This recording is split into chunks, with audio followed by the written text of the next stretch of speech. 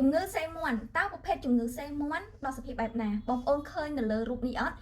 ជំងឺសេមាន់គឺមានជាលក្ខណៈកញ្ចំដូចរឹសដោះសាច់ខ្ញុំដូចការខាត់ណាដោះពោកឡើងកទួលឬក៏ឡើងដុំ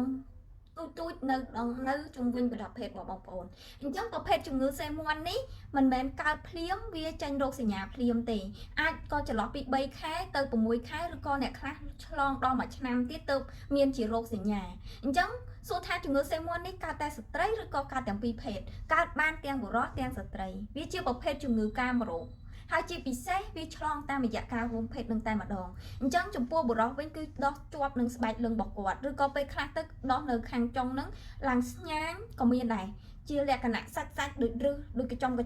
ស្ញាញដូចសេមាន់អញ្ចឹងនេះគឺជាប្រភេទជំងឺសេមាន់អញ្ចឹងប្រភេទជំងឺនេះវាជាជំងឺមួយដែលជាប្រភេទកាមរោគពិបាកក្នុងការដោះស្រាយពិបាកក្នុងការព្យាបាលខ្លាំងបើសិនជាបងប្អូនឃើញមានការដោះសាច់ខុសប្រក្រតីខុសប្លែកត្រង់ណាមួយខ្ញុំលើកទឹកចិត្តបងប្អូនទៅជួបពិគ្រោះយោបល់ឲ្យបានទាន់ពេលវេលានិងដោះស្រាយឲ្យបានទាន់ពេលវេលាបើសិនជាករណីបងប្អូនទុកជាមនុស្សស្រីដោះនៅផ្នែកខាងក្រៅមានការដុតឬក៏កាត់ឬក៏មានការព្យាបាលដល់បន្តឬក៏ព្យាបាលវិធីណាដែលវាបាត់សញ្ញាទាន់ពេលវេលាគឺល្អ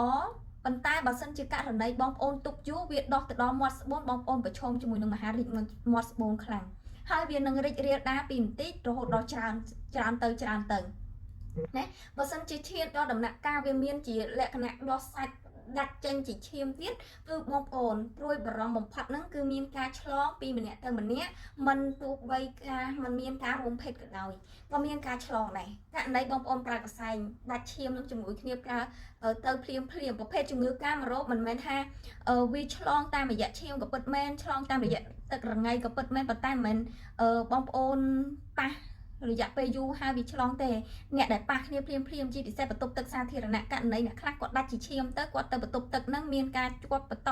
ជាមួយនឹងបន្ទប់ទឹកឬក៏ចានបកូនណាមួយទៅម្នាក់ទៀតចូលទៅភ្លាម